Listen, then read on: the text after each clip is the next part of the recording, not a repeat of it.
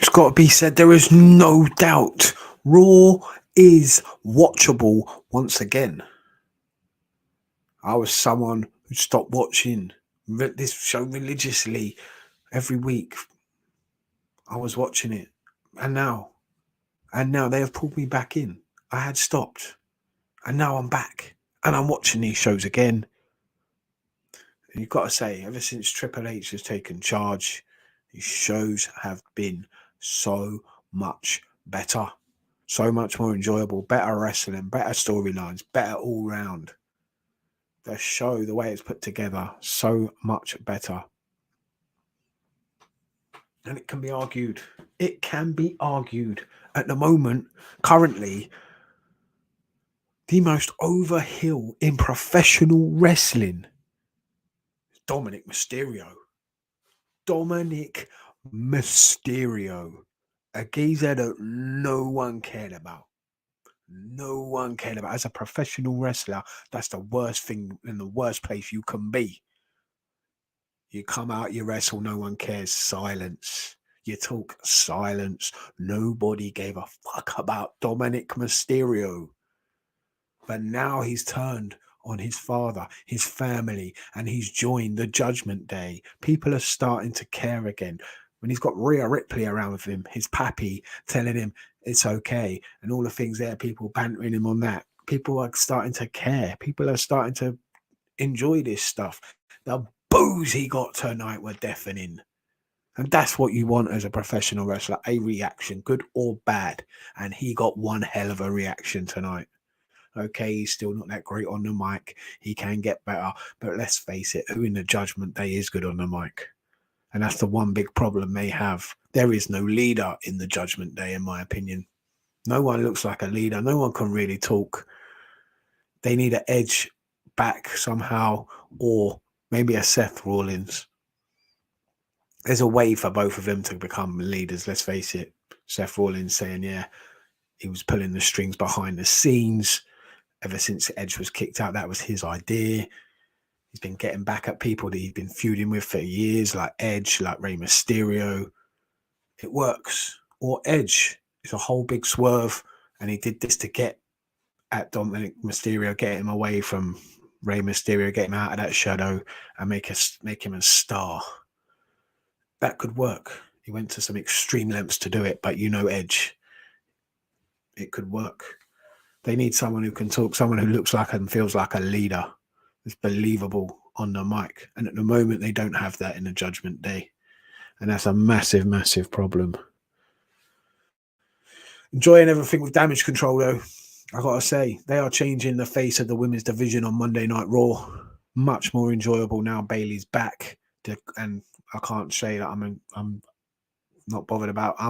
I want to see Dakota Kai and Io Sky on my screen more and more. They are entertaining, no doubt about it. They're going to get better on the mic. Io Sky, though, I can watch her all day. Same with Dakota Kai. Very good in the ring and not bad looking either. So, yeah, all day for me. I'm happy with those two being on my TV screen. Bayley's good on the mic. Bayley's good in the ring. The only problem is really they were in the main event tonight. It felt a bit flat until Bayley and Damage Control just jumped everyone and the brawl broke out, and then Bayley telling Bianca Belair that she wants her at Extreme Rules. I'm just hoping Bayley wins the title, because for me, Bianca Belair it's not worked. Her being champion, man, she is flat. She is boring. Boring. It's the same old shit from her. Week in, week out. Nothing ever changes. She needs more attitude. She needs to turn heel herself. It might actually help her. But at the moment, she ain't going nowhere. Sticking with this stale-ass babyface gimmick. Never mind. Never mind. I'm enjoying some of the new people that Triple H has brought up onto the Raw roster. Johnny Gargano's there.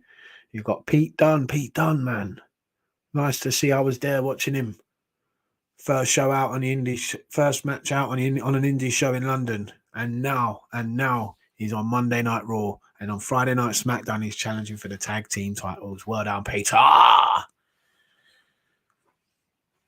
This was a good show, though. Overall, good matches throughout. First match could have been the last match, in my opinion. Seth Rollins versus Bobby Lashley was phenomenal for the title. I understand why it was put on first. You want to draw people in. You want them to watch. You want eyes on the product. And that match is going to get eyes because it was very, very good. Unfortunately, it should have been the main event because the main event match wasn't very good. And people who's sticking around for 3 hours, to watch Alexa Bliss versus Bayley. I'm sorry, Bayley's very good. And the match wasn't that bad. But no one's sticking around for 3 hours to watch Bayley versus Alexa Bliss. Has got nothing on the line. Nobody cared. No one really cares that much about it. That match felt like a mid-card match, and it should have been. There's only another other match than Bobby Lashley and Seth Rollins that should have been in the main event. The one that most people probably cared about, the story that most people care about at the moment. Maybe Judgment Day versus Mysterio and Riddle should have been in the main event because that was a good tag match. No doubt. Overall, though, gotta say, I enjoyed this show. I liked how it wasn't like you have your main stars in one segment and then just done for the night. They were split. They were the guys who were in the main storylines were spread out throughout the show, and it made sense. And the stories progressed, and we're interested to see where all these storylines go next.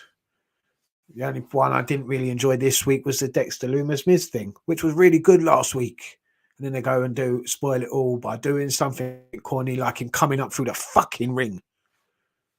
What was that about? It's been done so many times over the years. Yeah, it was cool back in the 90s when Taker used to do it and Kane and all of them lot. But now it's been done so many times, and now it's 2022. It ain't so cool anymore. If anything, it was fucking goofy, and so were all the reactions from Miz, from Ciampa. Why are they anywhere near? Why is Ciampa anywhere near this? Why is he with Miz?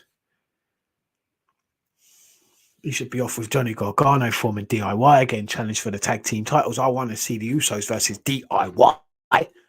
You've got them both there, Trips. Let's do it. Let's do it. Those are the guys that should be winning the titles. DIY versus the Usos. Can you imagine that match? Come on. It's there. It's for the taking. It's got to be done. Overall, though, yeah, decent show. Seth Rollins, very good throughout the show. Matt Riddle, very good throughout the show. Judgment Day were good throughout the show. Rey Mysterio, I'm liking all these storylines are going. I'm liking the whole show. I'm enjoying the Damage Control. Everything about this show was really enjoyable. Okay, the format could have been a little bit better. Maybe they could have changed up some matches here or there, but it made sense anyway. And I'm looking forward to next week.